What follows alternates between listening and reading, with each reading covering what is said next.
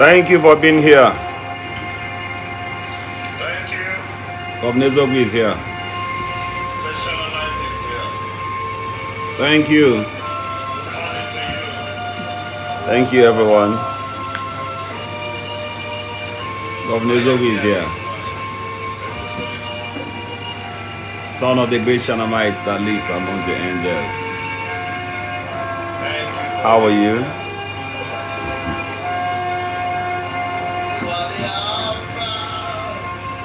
Thank you for being here. Join me on this campaign for justice right now. Governor Zogu is here. Help me share this video. And I want you to help me type Ride on Ijele. Once you join, the code is Ride on Ijele. I'll be very, very glad to see you type. Thank you, thank you. You don't need to help the people's governor. Just type Ride on Ijele. I am sitting on the position of Ijele right now. Thank you. Thank you, everyone. Thank you. He said I sent you a message on WhatsApp. Okay, I will check. Okay, I will check. Thank you. Type Ride on Ijele for me here. Type Ride on Ijele. Help me be typing Ride on. Let me type Ride on.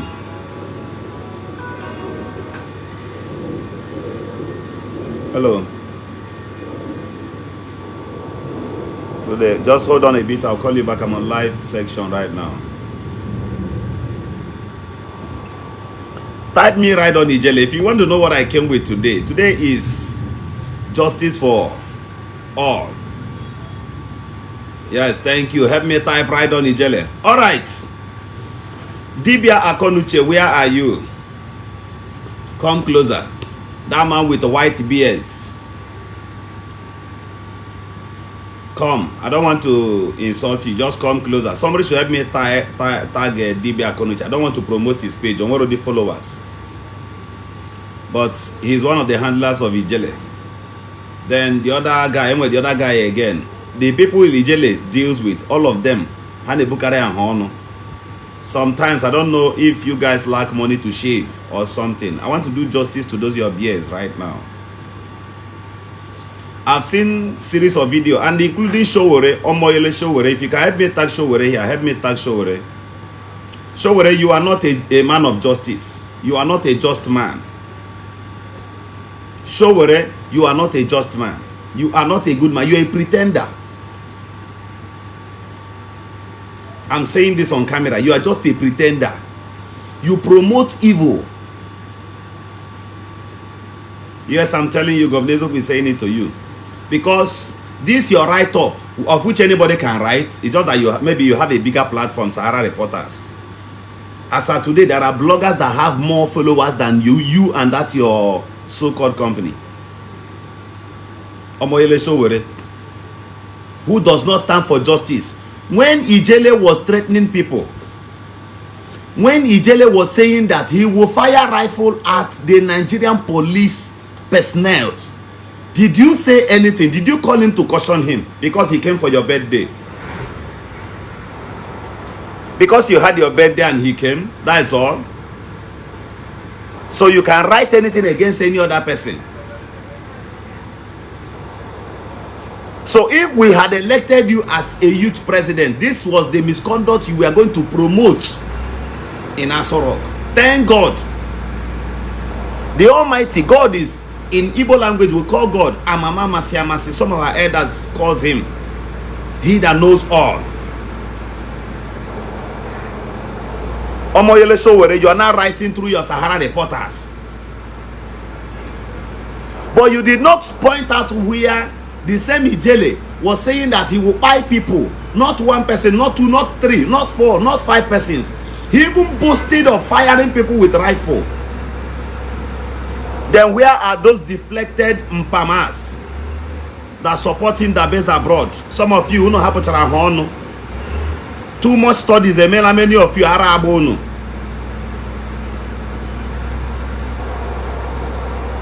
Too much studies, many of you. The brain cells of your brain, oil add again. You don't reason like human being again. When this guy comes on camera and tell people, no, so you didn't see it. You did not see it. Some put you'll be happy. The other day you were saying that your daughter called you on phone and you left a live program just to go talk to your daughter, but you have no regard for another person's daughter or mother. These are mugus who couldn't sustain their stay in Germany. They came back to Nigeria here back over nonsense. I know you want to turn to a blogger, a community blogger.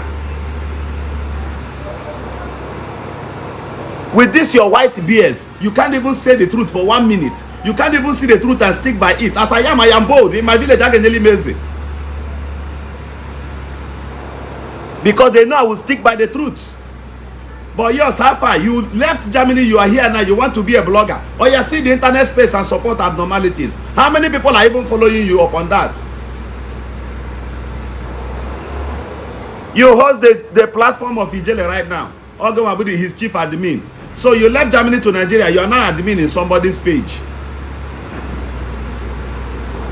And you, all of you are not championing, no see the Ebuko Biman Arenji. But you have separated Paul and Barnabas. You've been able to carve out where he said that he will buy members of the Nigerian police.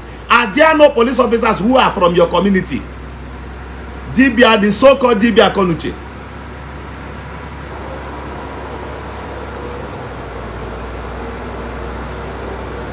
Query nonsense. Many of you abroad, can you on camera in that Germany or in anywhere you base? I don't know what's wrong with my network. Governor Zogu is here. So those of you who base abroad, you are a gentleman abroad. If you are moving on the streets, you will be behaving like human being. Can you go to any shop there or any eatery and just meet a white man and tell him that you will fire him and fire the police? Can you say that in without seeing yourself in Nigeria in the next 1 week? Without going to jail from there? But you see here as a jungle, you live abroad, but your mentality is still kept at your father's backyard.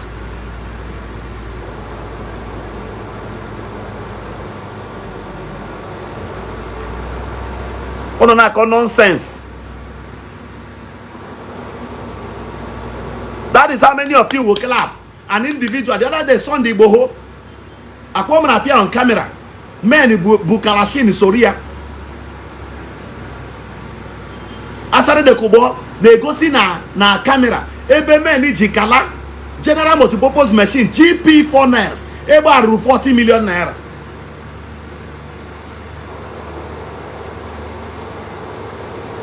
Obuliana Bagari, nobody held him. And all of you kept quiet. All of you kept your mouth shut. You were afraid of talking about Asare, but I on camera like this and I was unleashing it on him. I was not afraid. It was a Dibia Konuche. Oborona at the body of any gentle person that cannot do anything to you people. That is where you people will come and claim champion. How many times have you been able to on camera and talk to these people in Ili Igbo and tell them that they are animals? You met to get before. You are afraid. But you want to pass through Ijele. Kids again a problem. Since Ijele is your man, what stops you from going to build house for Ijele? What stops you from establishing him? He got 20 million naira in Ijele. Do you think if you give Ijele 50 million naira, Ijele will be on that platform ranting? Nonsense. All of you now abroad now, you are not saying justice for Ijele, justice. But Ijele was bullying people. Ijele was saying, no, boom, mother. That death threat. No, Nimia, you never said anything about it. I'm returning to you that those names Ijele na people. Ibu a goat.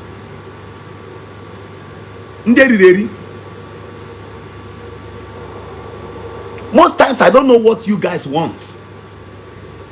You want church to go and you are promoting your Omenala. Yet you've not been able to promote enterprises. Somebody at your backyard. Nerafia. How many times have you seen Matthias says that Kujiri his platform getting an advert for people free of charge?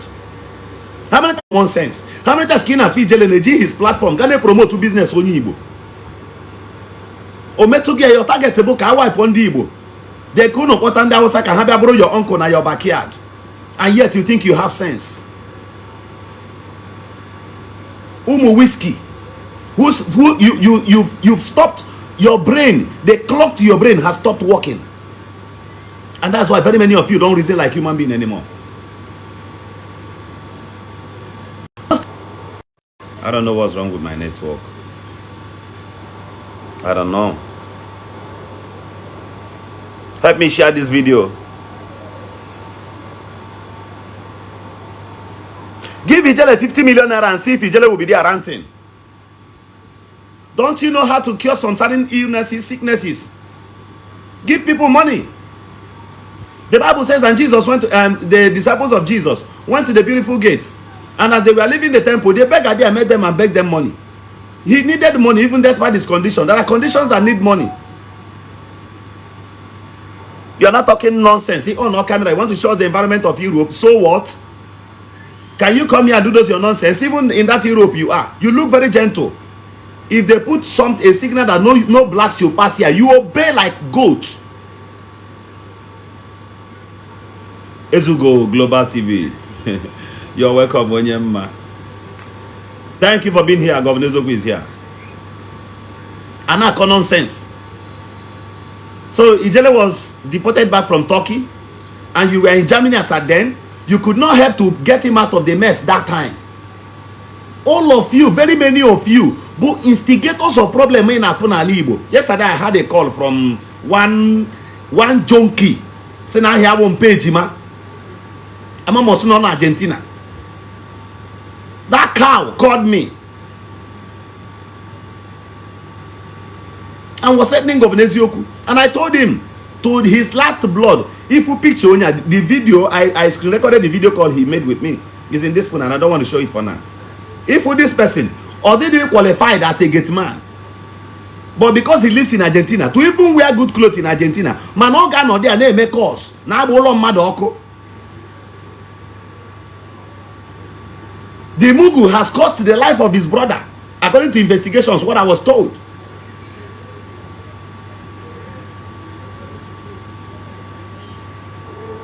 All of a sudden, the same person saying on a fight take and they cannot way again your freedom. The same person turned within some minutes and say, nah, here the support was Ijele now, no Makebu Kobe. These are rats.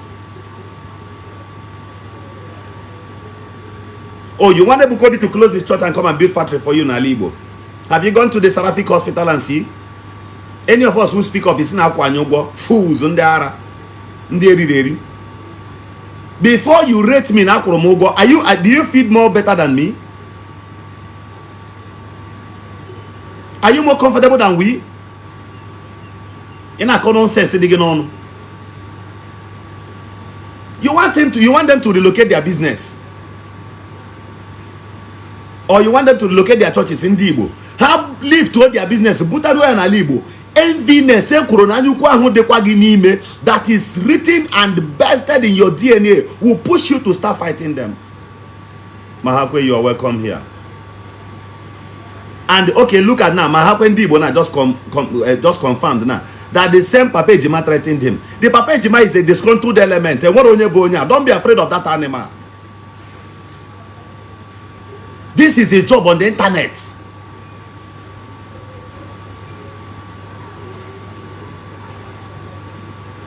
If an Igbo man lift one of his business from here now and take it to Igbo, all of you will fight him.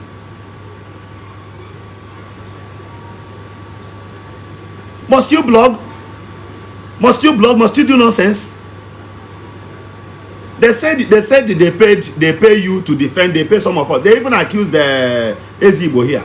Yesterday, all of us we are together. We are laughing over it. They even accused him from Reverend Ephraim Onoye. From where now? Is Reverend Ephraim Onoye a poor man? And I laugh over some of these things because somebody is telling you the gospel truth. How many businesses came with Omenala Igbo now function right now? All of you are bringing up your confusions everywhere. Thank you. Thank you for watching me. The enviness and hatred you know, that is why you fight this kind of people innocently. The enviness and hatred. Do you know why? You heard that the Ebukobi was gifted $1 million, and you know the rate that it was about 1.something billion naira. That was all. You flamed up. But your federal house member is at your backyard. They are taking allocation, embezzling money, and you are enjoying the bad road in your village. You've not been able to use this kind of strength and unleash on them. Okay, let us close church now. I agree with you. Let us shut down the church. What is your own brain? What is the capacity of your own brain? What are you producing? What is your occupation? What is your business? Zero. So you, before you remove something from the table, you are going to put up something new there. Okay, Mahakwe said that they accused him that Zion Ministry is paying him 500,000. Imagine. The hatred in Ndi Igbo and Imo, only Igbo, that is why, for you to survive in Igbo land, behave as a poor man. If for time they look hungry, that is what they want. They want you to look like me. There they will clap for you. They will tell you, Igbo, Igbo a good guy. You're a good guy. Thank you, Amanda, for being here. They were then telling him, ride on Ijele, ride on Ijele, ride on. None of these people, if at all, this so-called Dibia Konuche had told him not to threaten people, not to go against the rules. I don't know how many here. Do you think he would have done that? Do you think Ijele at least would have heard him? Somebody said he knows Papa Ejima. The guy was threatening me yesterday. Yesterday he was unboxing people. Na any information about me. Na kogabo lomoko. Kogadi endon non government. Kagabo lomoko. That one said was just a ask the person who even sent me the information. I blasted him. Only abu idiot. Emwelo nyobo. Ora se mano here. People gave no. What happened? I was on live section like this. You know, some of them, they think if they live abroad that their brain are still okay. Don't you see blacks that are mad people overseas? You know, they see black people where they're mad. If actually you have sense, you that based abroad, if actually you have sense, how come that your children studied from primary to secondary school to the universities abroad without staying here for 1 year? Your children not even speak your dialect. You're telling me that you're Dibia Konuche. You're a fool.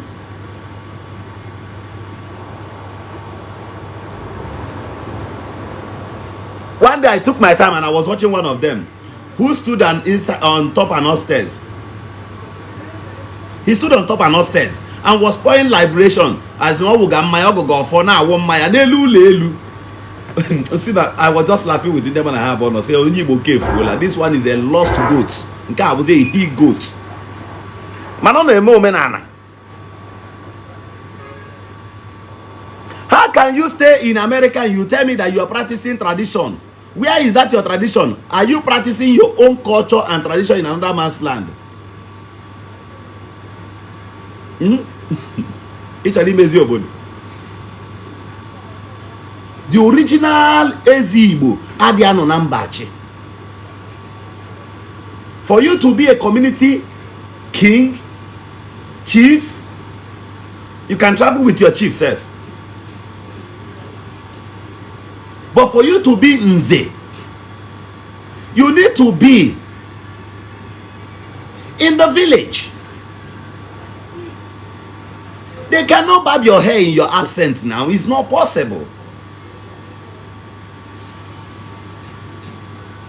Mahakwe said that the so-called Papa Ejima has spied a lot of people in the name of freedom. Don't mind the animal. He's a fool.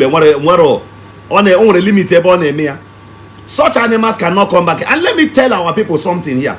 You stay in Nigeria and somebody stays abroad and calls you on the phone and say, why he safe abroad? from that moment you are even paying attention to that person, he be a fool. Tell that person to come here. In our support to nonsense. Some of them, they made those nonsense well free. Imagine some of us who will be here, may visa. May visa, when you try to get other place, make us on Ibu. Or we will extend poison or Rugin in Europe. And what's here? Here he measure and does a measure again.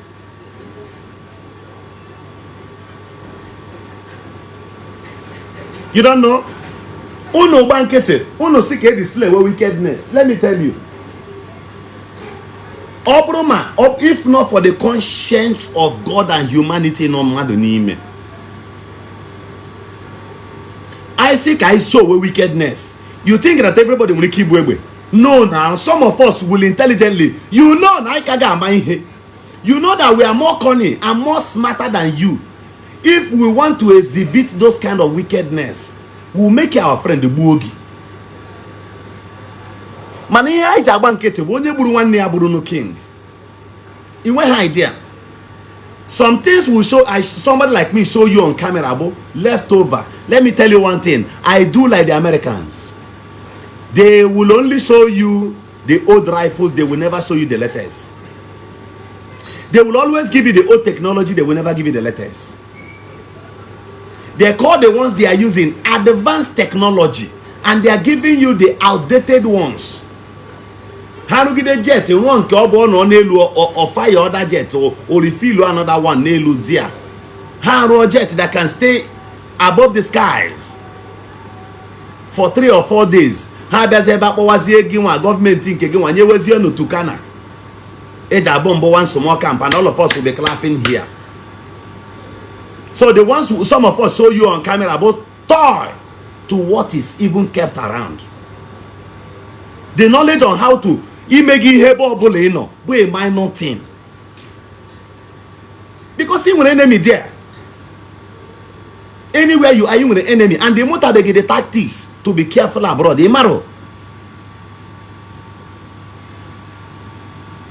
I'm asking you. That's a matter of a man and a libo here. A man and a catching may well be. Mother Kogia, Ukugaze, Butele Bulatagia, Manando Manon. But we kept quiet. All these things we overlook it. Makechi. Because when you get today, so what will be your gain? Therefore, that's your own great grandchild. At that time, you know why? The rightful husband give me a bully. Oh no, not nonsense. Say, oh no, camera. Justice for who? Justice for Ijele, who on camera was bullying people, who was busy abusing people. Did he change the Constitution of Federal Republic of Nigeria? Did he change it? Did he change the Constitution that avails Christians the opportunity of freedom of worship? This dirty Papa Jima, do you know his comment yesterday that got my attention? He has done this thing to JPAC page. He has done it to Ndi Igbo here. So far and so on. And as at yesterday, he was chatting 2 or 3 bloggers. Now, any information about me. Come on, lay my information. Ewu bini.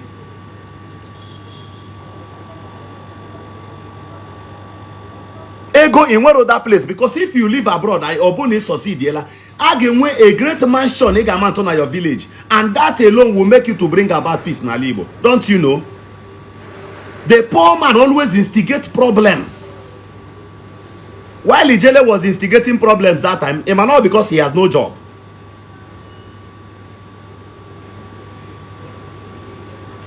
It's because he's jobless now. If Ijele, if at all Ijele they employ or they engaged in his business, you think Ijele will be there ranting? You could not contribute money to give him that time. I used to know Ndi Bekanyas in the marry here, but that my brother marry anything. He allowed you people to come and rip him off.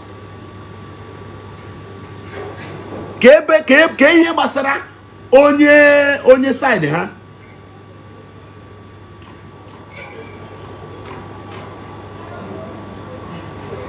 Ke ihe gbasara onye Amanduba to Omenala. The great people of Amanduba.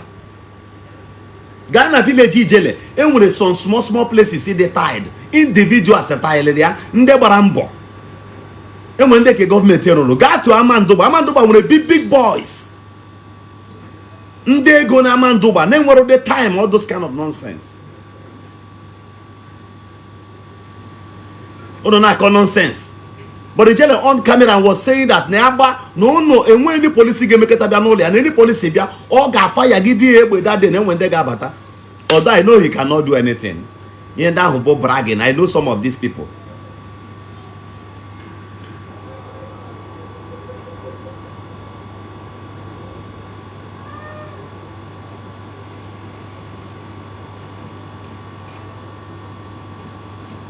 Williams, you don't need to. If the moment you don't like Governor Ezioku again, you unfollow Governor Ezioku. Stay where you are. You don't need to be here. You don't need to be here. This is a small page. I have a bigger page where I don't even reply to people. I don't do that. So if you say you used to know me as a man of truth because maybe your enemy, somebody you were targeting, fell into my trap and the person was dealt with, then that was when you loved Governor Ezioku. But the moment another justice is being pushed on behalf of another person, you now hate Governor Ezioku. Ibonyara. Ibonyara. See, equity and justice must be available for everyone, even the commoner. The moment truth, justice, and equity is not being dished to everyone, you will have a selected few individuals who will govern and rule you. And trust me, when they smoke weed and come out, they will come and interpret the constitution according to their own will of smoking weed. So if you don't accept the truth from us, you walk away. I'm okay right now. I put myself as an Imo light and I'm speaking to you. Any Imo state here from Nagwage, Naka, Ebuonya, Buonya. It's not from Imo.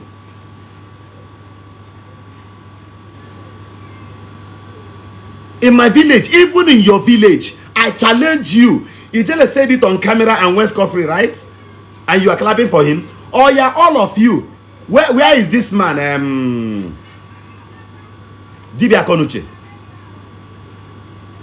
Where is Dibia Konuche? Dibia Konuche, I challenge you. All of you that was supporting Ijele, go to your village. Try this thing. Go to your village. Go to the Reverend Father there. Go to either the Reverend Father or you go to any church there, or go to anybody in your village and tell that person Nige Buya. Print a poster that person only within the jurisdiction of your own community and village. One nigga want that year. Obodo mechagi even your house, your village akutu loge. Imono na wo champion no obodo no. If you go Ijele to the village here, fools gente. Have you seen where Ijele went to his own village with the military to go and burn down any house in his own kindred? Come on, talk to your sense. Wake your brain. Have you seen where Ijele led the military to his own community? Oh, I am Ijele, I am here. Every church in my community, go down now. Ijele is here. Ijele speaks, is here. Did he do that? But he's gingering you to go, and that is why I was speaking to other people in Ali Igbo. Somebody who is from Anambra will tell you na Igbo onye church kosioka kemenka at the kindred of Matthias Ezaku. There is a cathedral around there. There is a place where they sell fuel close to Matthias family compound in Enugu. Matthias has not gone to buy 1 liter of fuel. Go watch church and then all of us will start clapping for justice. As only Sindo Omenala Ezioku. Matthias did not do that because he knows the possibilities to play with your intelligence to get what he wants.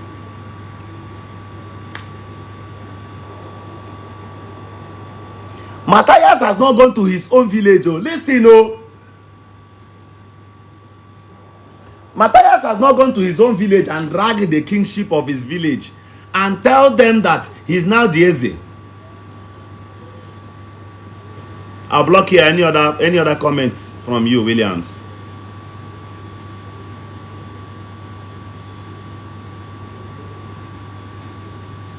I speak the truths, and I don't expect you to believe that they are all truths. I believe you will argue with yourself.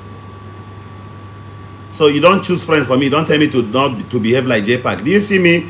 Certain those, like as JPAC is doing content with Ijele's case. Have you seen me do that?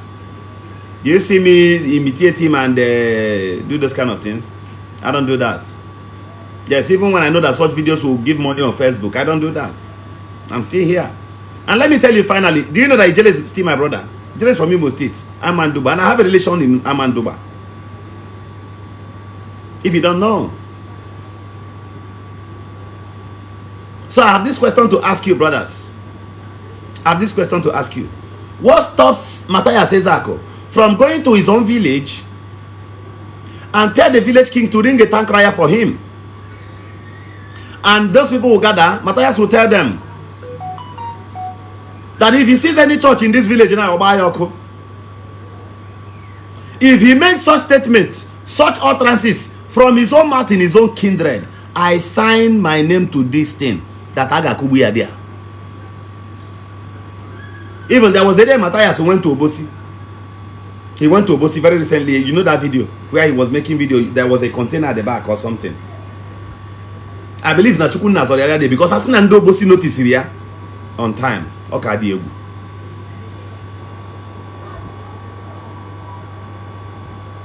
So before you say you want to do this, you want to do that, how prepared are you? I thought that Ijele arrest the next day, Ijele would just jump out. Every day, bye. Inekuni gebu mmadụ, obugibu chukwu kere igwe kele ụwa. Ndụ gị ekowere n'elu. Hey, all right, now listen to me. Sorry, I'm not insulting my fans abroad. I'm not insulting all of you. But you know the day we start having problem in this country, all around insecurity and many other things in Igbo right now, the religious crisis and all that. Governor Zogu is telling you that these things were imported from those our sons who traveled abroad and they came back. Before we were at peace here.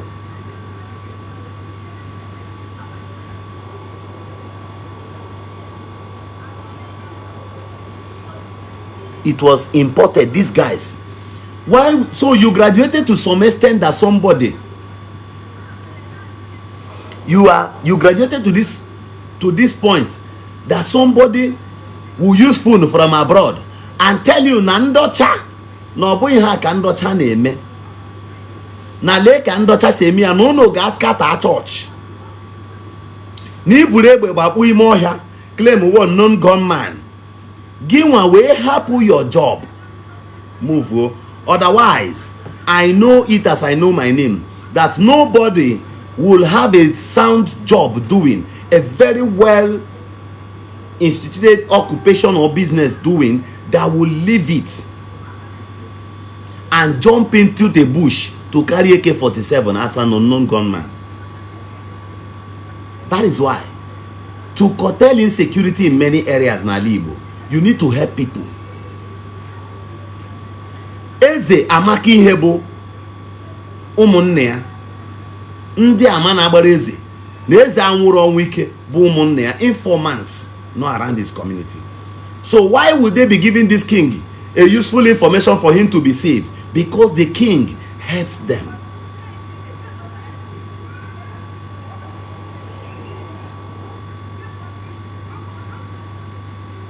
Do you understand what I'm saying? So you don't allow the same people who allow the Ijele who sits here in Nigeria to use camera and say that they will be hate that the Ijele gebu murder, Ijele gababu police, Ijele gebu ebugobi, Ijele gebu ndezayon. Those people who stand abroad and they are clapping for Ijele cannot on camera and threaten one policeman in Europe. Just calculate this thing.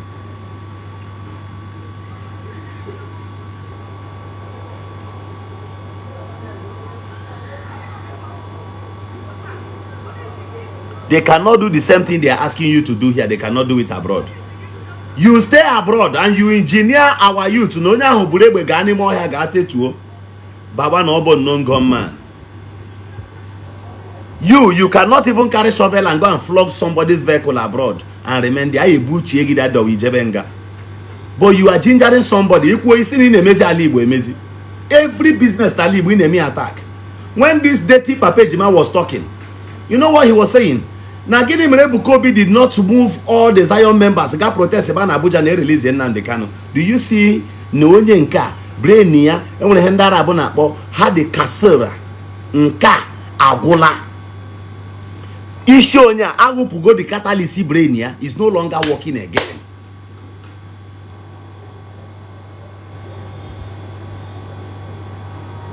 I don't know how these people reason. You know, they are too much brain. No wonder many of you will carry one small cap and cover this side. Because you saw me saying Nnamdi Kanu is a practices Judaism. You go and buy your own and put and cover your foolishness. That position where you covered, you need to remove that cap so that breeze will be entering. You can reason like human being. Nnamdi Kanu covered his own because he has knowledge already and he does not want the knowledge to fall away.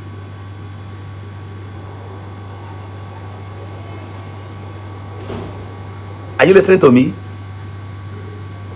So your own, you are wearing it to cover, and then when we look at you, we see you and the level of your foolishness with your Kupion shoe of 1982. You are wearing, sweating, and you cannot even make any single impact. Your brain has not refined even your community. You have no molded brain. There is an avenue to task your community to build, to start rebuilding road. Are you aware? Ndi Igbo menwunia. Ndi Igbo have capacity to build all the roads in their village. I'm telling you before God and man. Just give us conducive environment. You go to Anyoko. Without steady electricity in Ali Igbo. Mepe seaports. Just watch here in 1 year how Lagos will be decongested immediately. In one idea. Somebody is telling you to relocate your church to village. I mean to relocate your business to village, burn down church and build your company there. While he is from Enugu and he has his own business in Anambra State. He has not relocated his business out of your own town and relocated to Enugu State, and you agree with that person.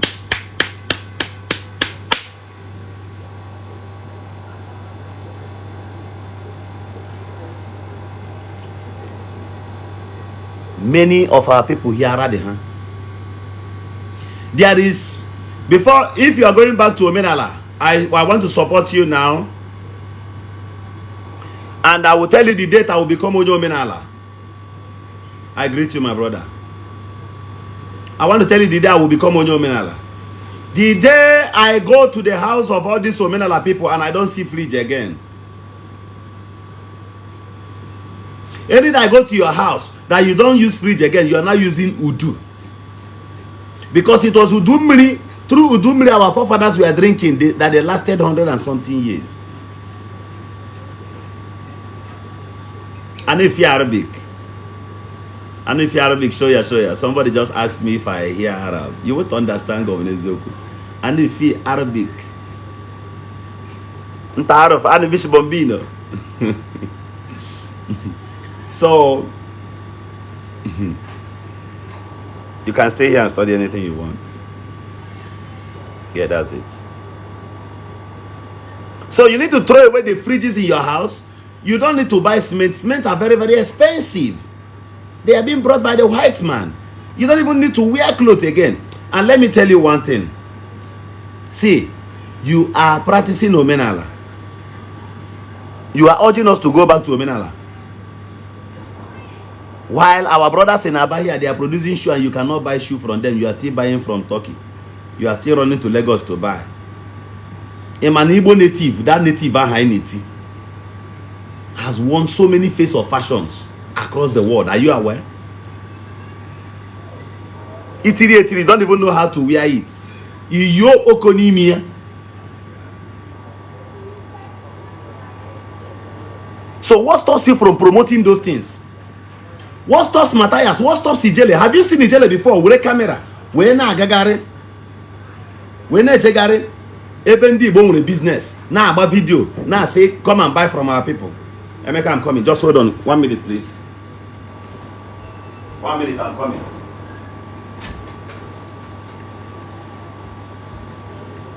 Governor Zogu is here. Sorry, I hardly do this. I hardly leave the camera. Just that I sent it to go and get me water. Did you bring the water? Bring for me.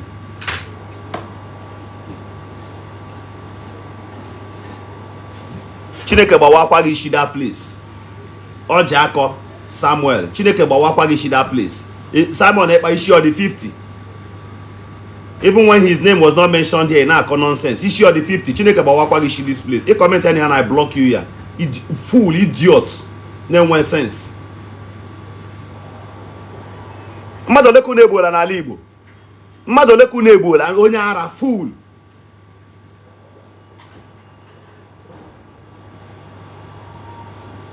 You think it's a good thing that you cannot even go to your village again? You think it's a good thing? Ewu. Nderi. This is how empty promises all of you. Unu ga-ebuwa Nigeria tomorrow nyanye a new nation obodo anya dem ma but our land they on fire. Everybody knows so. All on them mara na destroy na egbushi people n'Imo.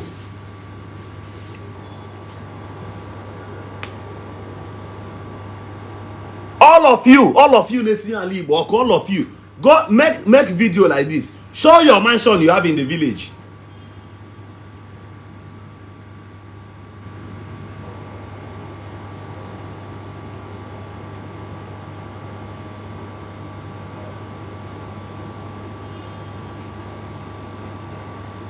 Go and show your man. No, Enya. If Bobble, if you go white. Gareba na sonko na oyi me. Jack ya na-eme isizi mmanụ. Ada eme. If you don't use quarter before you go kute. They don't try it. Once you have a good investment in ala Igbo, once you have a good investment, go and check everybody who stick by the truth. Who is more concerned about our security? Go and check the person. Only who what here today or only the intentions they what here tomorrow.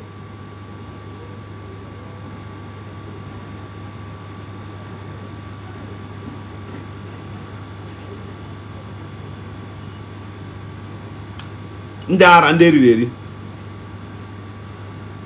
Open a warehouse for Ijele and start doing importation. Just so 40-feet container above also for Ijele. Start give Ijele goods 40-feet container to convince him to be coming out from the business.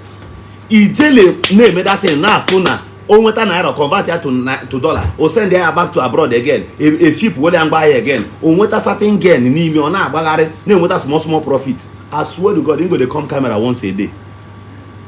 This is the beginning of it. Do you know that many importers in Alaba International, there's no network in some areas? Hamari here na call here. Because they're in Alaba, no network. But they are mindful of their business because Oga Hypocrisy on our camera tiwe here Dibia Konuche neti. Dibia Konuche biana Alaba kamga go sigi. Let's go to Lagos tomorrow.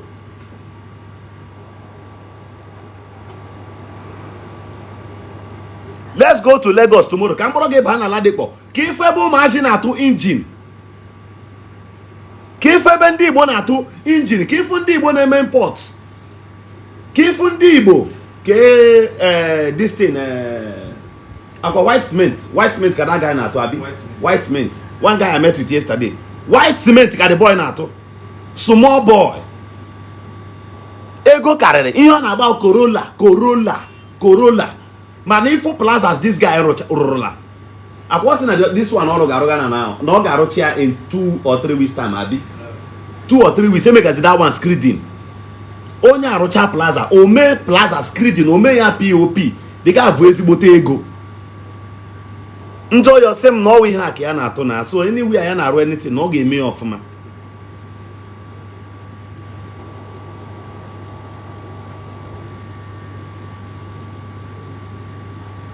Okay, Ojako Samuel, I will report your page now and block your account and go search Ojako Samuel.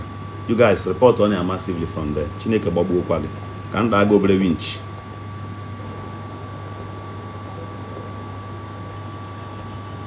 Oja ako somewhere. Arabagbu okwa gị. Ike za akwa gị ewu. O tipụta bossas ebe ọ nọ na ịfụcha black spot and lines nọcha na ya. Ịfụ black spots ndị nọcha na bossas ọ na-eti. Mepe apit bịa na camera. Oja ako wait before I block you. Come to camera. Wait, let me invite you. Bịa na camera janye ampit gị ewu bini. The only good picture you want now with this your profile picture now. Link it if you be afọ. Arabagbu okwa gị that place. Ugwu chu okwa gị ọsọ. Ke that anu ewu. I don't mean on get tap ga ihe na this thing a block.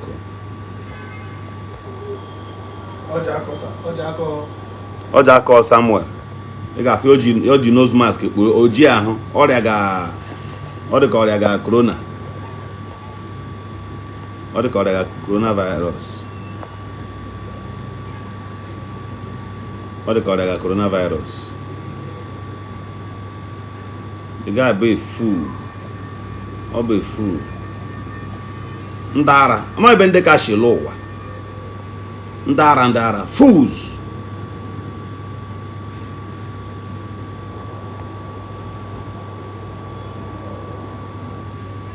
Come and get out from this page. Get out from here.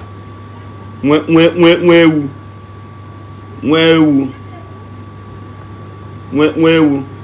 I escaped from sickle cell last week. This week, I feel na brain go back on now. Amam na your ekwesi joli. I'm some of you will only need to know manishi manante. So that Ori will be withholding certain things if she does to the too much in Nigeria. If you have a child, they could want on apple. Will they uchi one who Ishi? Kados to Nigeria happy in the February and Ishi. On the some of them are the reason enough. When they talk in public, you see, it will be better you have a dog backing ho than you have those kind of people. Umu Antonio elements.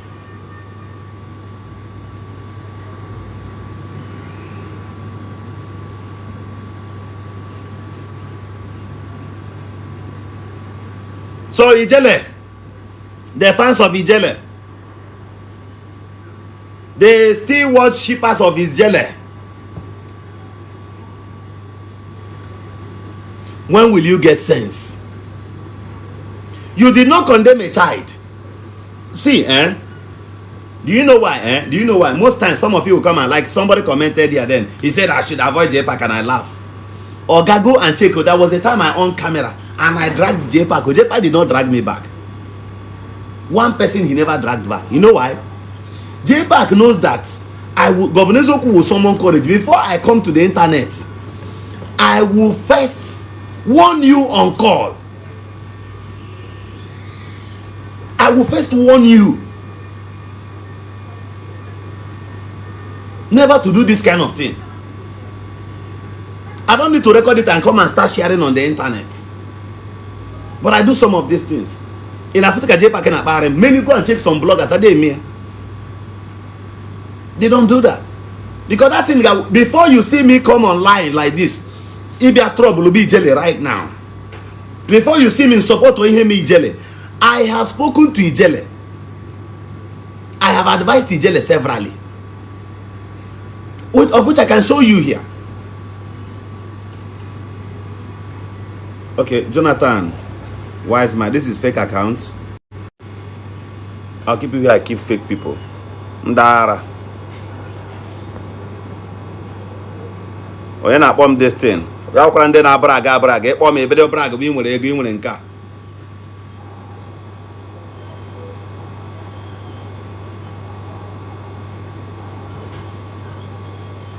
Comment, let me block you. All of you now support nonsense. If I want to be misled, and when they got working a phone, I say, now I'm so person in America. Now, Hannah, okay, President Joe Biden. Now, Joe Biden, they sit together. They cause some problem. Menka, ashe. They're not going to do anything. When they see rough, you not going to see them.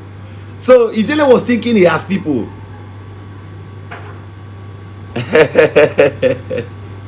Somebody put up again. You see that one deal here. There was one guy yesterday, you know, title that guy him. The guy commented seriously, they give their notice here. Also, number Isiagu 1 na Igbo. Title ahụ tọrọ ụtọ mana ọ ntotukwu. If I grow more, I will go collect it. So, Ijele was busy ranting, attacking people, threatening lives. Threatening people. You accuse another person of treasonable felony, but you are committing worse than that. A threat to the Nigerian police force is a threat to the local community and international community. Accept it from me. Is a threat to peace and orderliness. So all of you supporting Ijele, right now, make available some money for him. Make available some good monies for Ijele. Raise like 100 million. If Ijele comes out, you give him 100 million. I tell him to go and open a radio station and start broadcasting these things.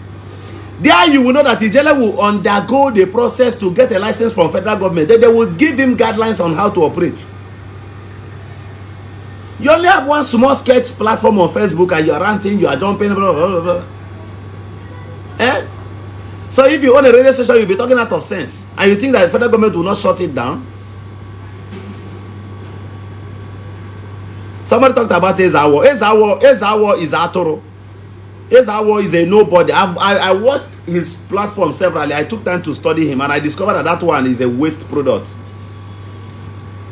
Onyabo im Azonius Kiam. These are animals. What is his worth? Eba. His worth. Ima Haga abroad. Frustration J too much. Haga got one beach as well. They will sit on top that beach here. Go and they will make call here. Said the other open that they read about. He decided they asked that Ishi bottle here. Ishi bottle. Verona camera banner. The only good thing they have is that they have Android phone. And they are managing to pay bills abroad. That you are living in an apartment on your own abroad does not count your success. These are itty body boss, dirty pigs. To even shave your beards and look like nah, I couldn't say I don't have beards on a fitting well. Yes. But I cannot leave it. Okay, I like look simple, you know. That's why. Joha, nah. Since morning, why am I in meter? They were begging me to eat. They are begging me to eat because if I eat any little thing, I'm okay. I will just stay. I'm okay because if I see people eating, I will just be surprised. Giving me an aba. Me, I know they get that kind of strength. You know they possible for me. So why? So that you have BS and if you look shigi, they are claim what I done that you live abroad. You now look for a chair. You now look for a chair as a locality boy you are Shaba or Shere whatever. You now put chair and now use Ndi Igbo okpu design it chaya kere mezi chaya of more e cho achalo bara chief iboro achalo we gbabawo ye achalo na ruru 20,000 naira. The bid always nyajishiro onwe ge nwe nke bụ original. It's your camera and all say, oh my, it's our, it's a cano, it's a this and that. How can you be a bishop without a cathedral? How can you be a bishop without a cathedral? How can you be a priest without a parish? How can you be a police officer without a station? How can you be a general without a troop? If you talk, do you know that some of them graduated to the extent that if they talk before their kingsmen,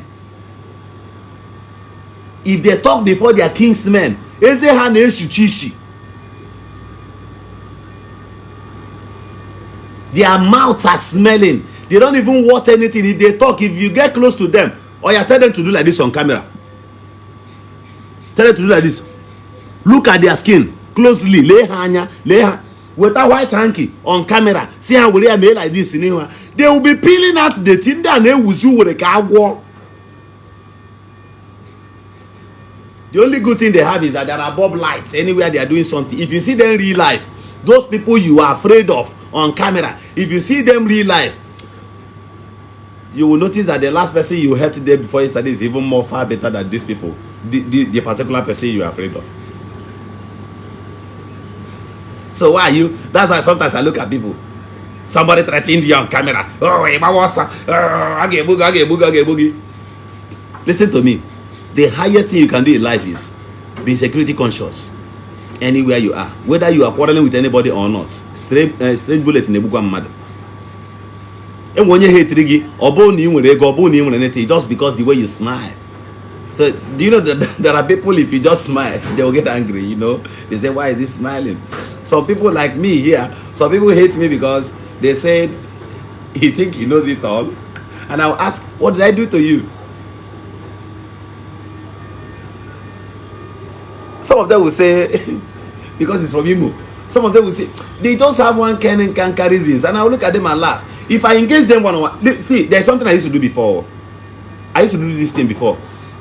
When somebody attacks me too much on social media, I will engage the person one-on-one on chat.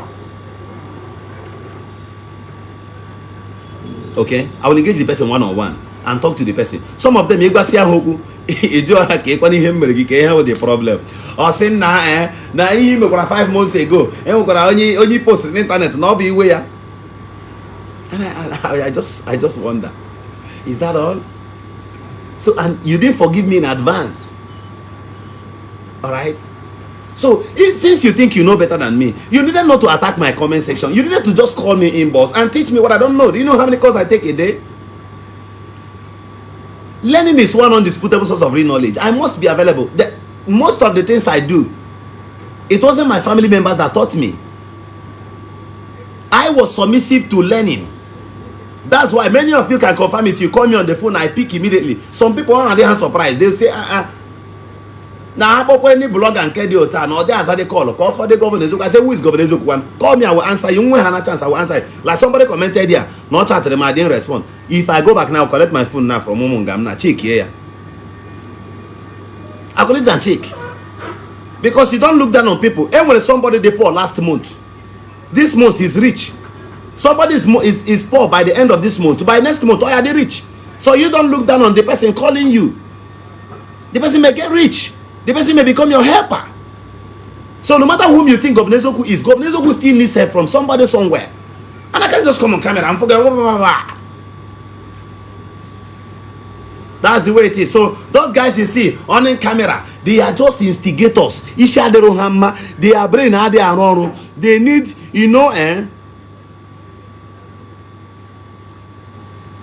Now, take this thing from me, brothers. Take these things from me. Abroad, I'm on what I can check in here na some places, right? And I check in here more. We will deaf ear tomorrow. I check your gene, check your brain. This side, that time, mwagino. These things you see them do.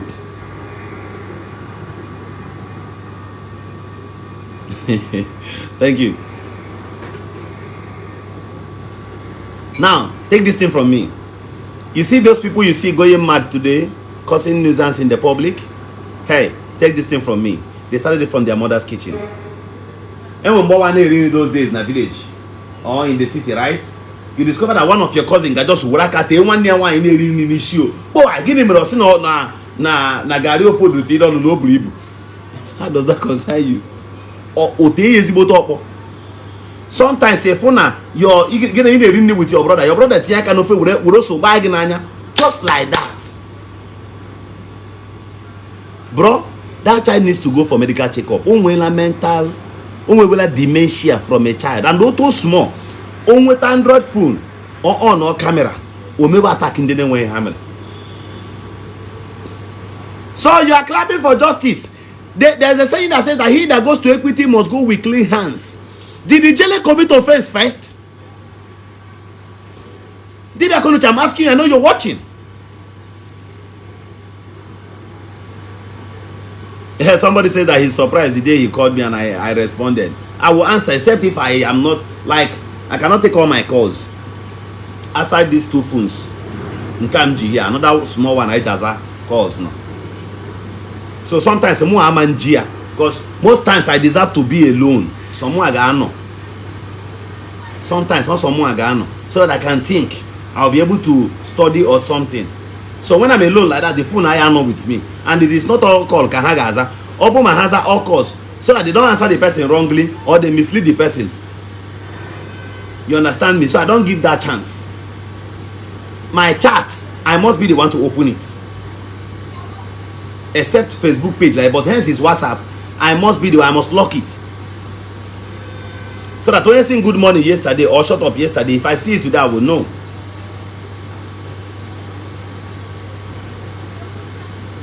So before they come and start saying that Ijele should gain freedom, Ijele should do this, justice for Ijele, these are animals. Because you've not been able to point to Ijele that this side, you were wrong. That is the best way to correct people. When I came to Bell J Park in Lagos, in Zone 2, I said that I want to see him first. So when I saw him, ask him, he's here. I first told him, now walk away from this family. Walk away from this girl. That's what I did. Igbo Channel TV is there. This Igbo Channel TV came there.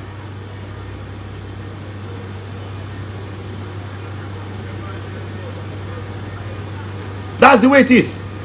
So all of you who support that what Ijele did is right, what he was the threat and everything he was doing to people, may somebody bully you like that. May nature work against you like that. May people accuse you unjustly. Be typing is say now. See, amen.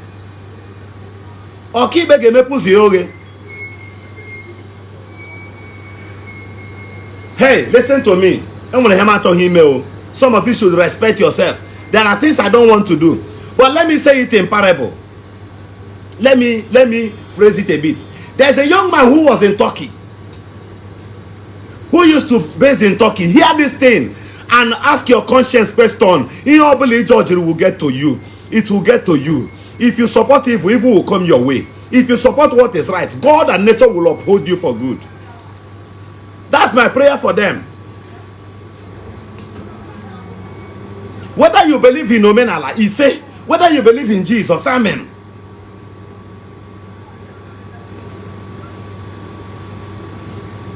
You believe in spiritism, shalom.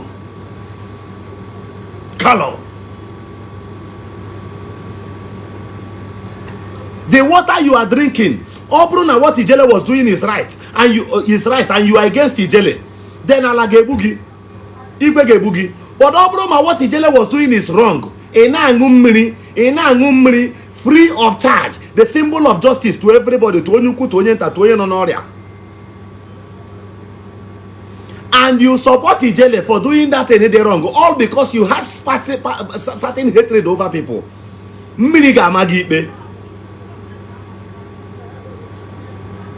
If I am against Ijele because Ijele, somebody could move to come and fight Ijele, lay grave open and take me. Anything in it.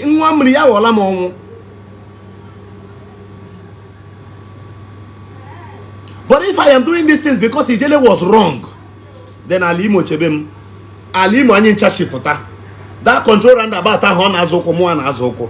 should be the judge here. Then let me tell you one thing I want to tell you. Keep your heart open right now. The hour has come. When you stand on what is right and stick by it. Hear this story. There is a young man who used to base in Turkey.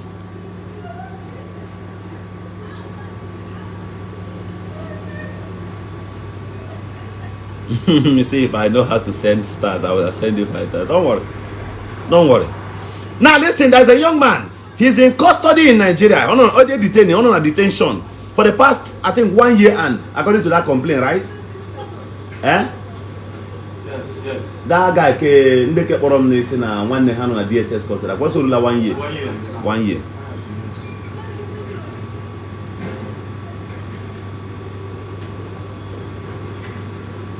Now listen to me. There is a young guy he used to base in Turkey. Now this guy had evil with somebody who was deported here, or according to the person said that IPOB framed him up. I don't want to call names. Maka come and explain. Now this guy came back here because he stays in the same area with this person I'm telling you. Onye eme ya accuse no so n'ihe mere na as in also na ndị na sponsor known gunmen.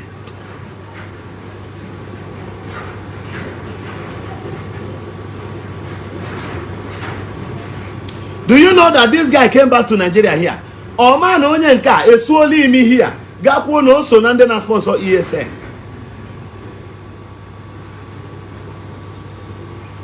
Do you know that this guy was arrested, accused of the sponsors of ESN in Imo State, and he's in custody right now for over a year?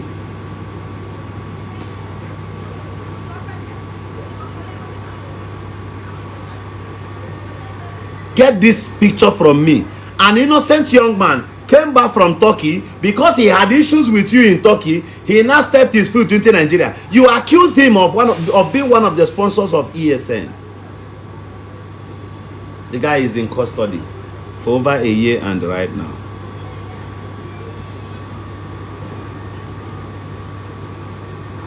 Ihe mere ibe gị korutu n'ugaka.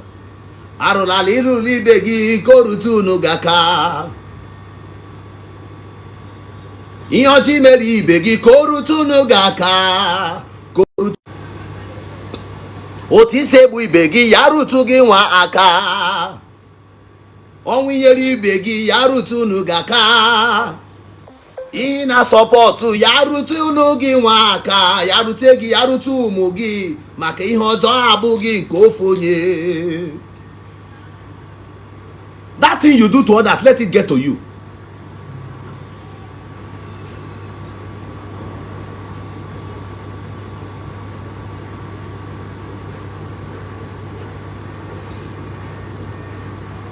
Those evil, that the parents of that young man in custody who did nothing. It was this short period on this process that people complained to me. Therefore, any innocent person, the God of nature, the Shanamites, he that supersedes, he that watches over all.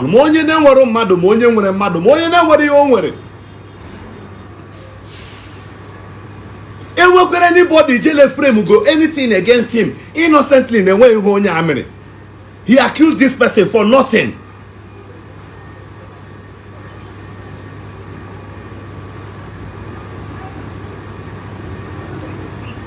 May nature and God rise in defense of those innocent people. Then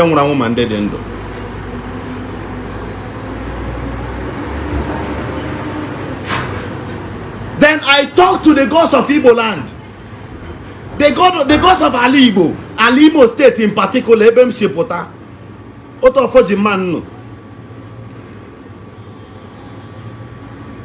I talked to Iyakurunubi, Shinimo Wepota. I talked to Mrino Imo, Ikukaine Kutanume na Limo. And we're gonna walk around Imo states. Anala wenye na kandiro, Ebuoya for nothing and what he home. Or they are aware of ESN.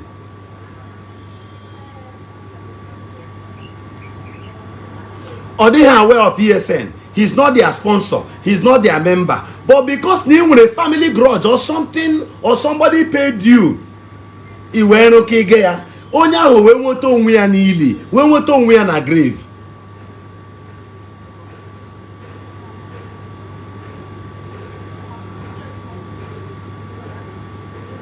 May the gods of Alimo rise against you. Habile megidegi. And now put up a problem. You know what another problem? Somebody told me yes in the hospital now allow with a mayor. Abi bike we could to her boy. You see, guys, go and check yourself.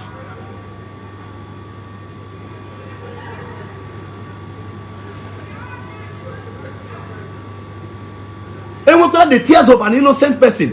Be the person in jail. An innocent person. But you are Igbo, even Igbo. But due to your personal hatred, or you be at the cause of attacking church, or maybe somebody, Ndi Igbo, he doesn't even here, he will see the fight against church will recover your shed. Anybody disgrace.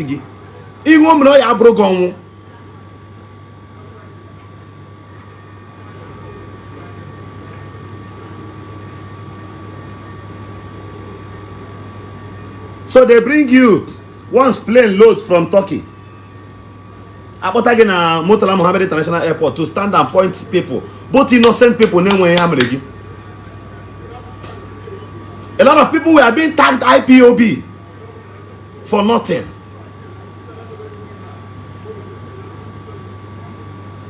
Alimo aho, our forefathers said to Rego, we build you. Our ancient kings in Debo. Ndị lụrụ ọgụ wee nweta ala Imo steeti ahụ, ha ncha wee kwechiri sị na ọ yadịrị ndị Imo na mma.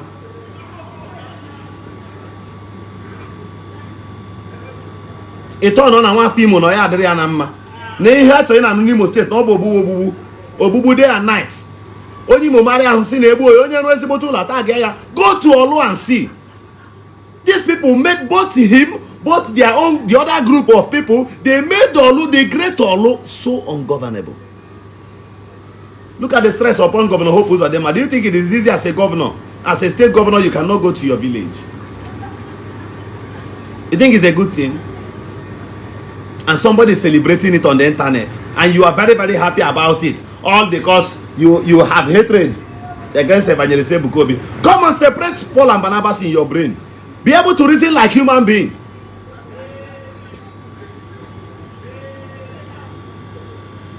Ihe ọbụla onye ọbụla mere, ihe adị ndụ wee riwe ya, ihe adị ndụ wee nweta were repercussion.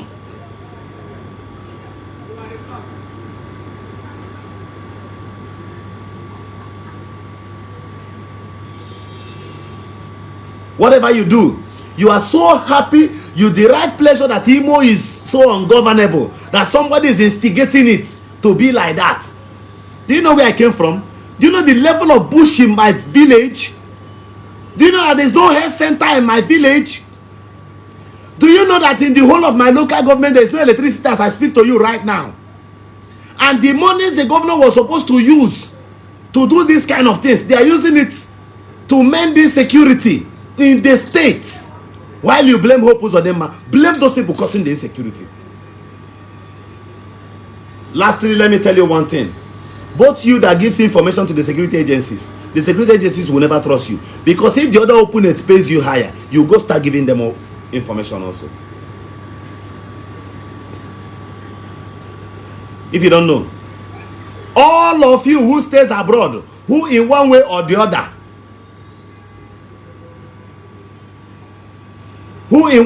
other, instigated problems in Imo, in Ndi Igbo, the whole of Bagara, religious crisis, you brought it, division, you brought it, the killings of Ọmenala imports. Then coupled with the acceptance of your politicians who accepted it, because there are certain abnormalities that started from the ballots. It started from the ballots. That's why I used to tell people that there were two sectors that can fix the mess of this country. Number one, the judiciary and the INEC. Or you're going to use your police to go and rig your election because they are your relatives. If you bring it to court, according to the clear evidence and analysis of the INEC, we will be able to pass right judgment. But whereby the justice is being truncated, the result will be bad governance and insecurity. So, Lodo, what is your occupation? Your occupation is that you are instigating problems in your community, in your state, in your local government. You are a fool. You have a branded new AK-47. You live inside the bush. You are a fool. You are a coward. Because Ibu shadows your people who will not stand and enjoy that country you said you want to create. Common sense. The person who is engineering you from any other country abroad does not have catapult in his house. This was how Imo was destroyed.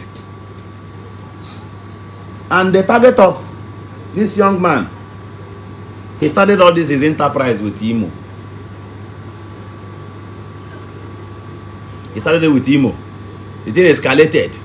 Because Ndimo did not do anything. Imo state Oko 8 o'clock everywhere around Ola dry. Abi in the villages 7 o'clock everywhere around Ola dry. In Olu, Makatuku, Nolo, by 7:30, people are like Ushiwala can day from 12 midnight. Any young boy in Nolo or Chineke. Do you know how many innocent people? The blood of those innocent people are the things I am waking. I'm waking nature and the blood of the innocent people. Both those in agony, those in jail, those in different side. And these Efulefus whom are supporting Chukwuka right now did not call him to caution him then.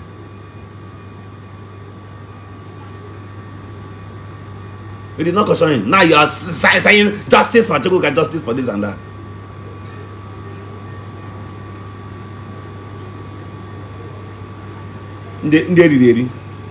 Okay, but those who are white mustache, but foolishness. Before, white mustache used to be the sign of elderliness, right?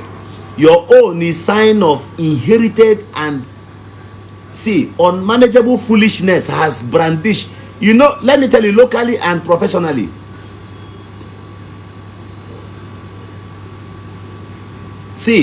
Locally and professionally. A lot of people who have gray hair is as a result of frustration, right? Okay? So, there are some people, their skin may also look good and they have white beards. Foolishness also. Do you know that mad people grow old? Stupid people also grow old. Many towns, many villages are no longer the way it used to be. And these guys are there now supporting nonsense. But you were there aiding the insecurity. Abroad, frustration, abroad. You could not do anything. Isuzuru instigate a problem. If Chukwuka bought land bought house in Turkey, or that place, do you think he will come back here and start junketing and talking trash? He will not do that.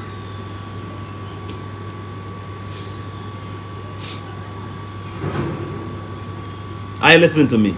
In my community, I am with the people who are abroad. The class of Dr. Ibe, Dr. Ibe, Cletus, many people know US. These people lotter because her name of man are US. Our brother Poli now almost every 4 months or wash it. 4 months the guy in Nigeria here. Okay, help give the people till the door gala.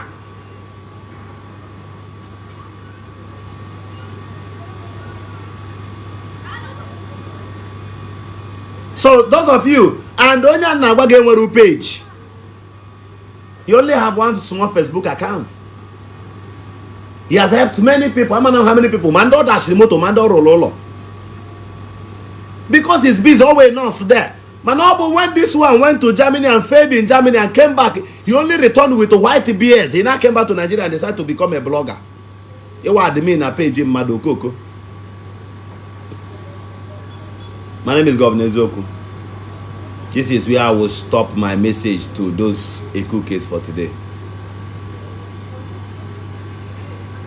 That's where I will stop.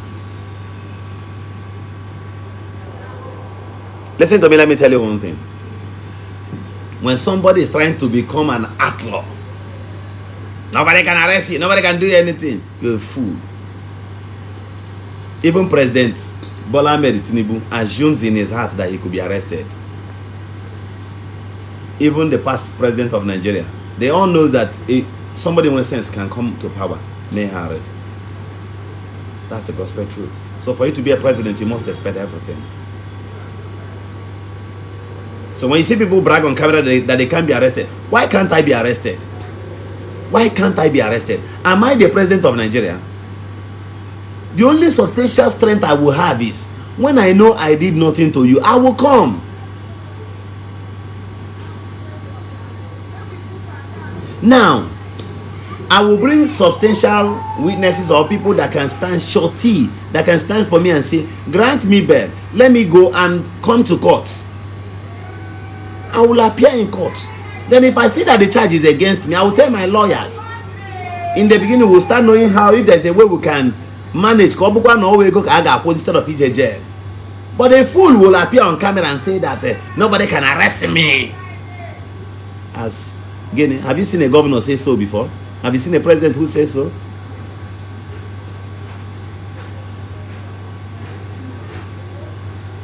Thank you. I'll leave you to have everything. My name is Governor Zoku. I hope you shared my videos. Thank you very, very much. And I do appreciate. I love you. You are the reason why I will always come here. And I'm not going to stop anytime soon. Governor Zoku will always be here. Okay? Thank you.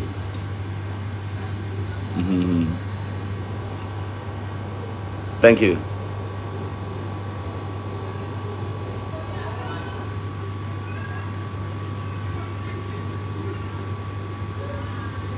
Former president of South Africa was once arrested.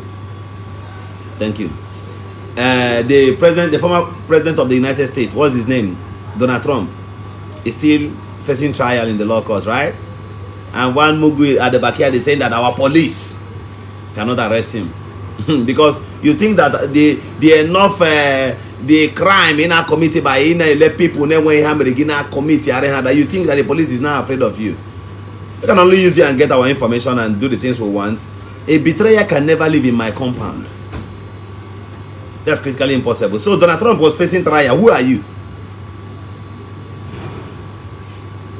So tell, hey, the last message I have for those Ifulefu, those Umubingos now is this. One of them should on camera. One of them should on camera and threaten one police officer in that country where they stay. Olachi here immediately. Thank you. My name is Governor Zoku.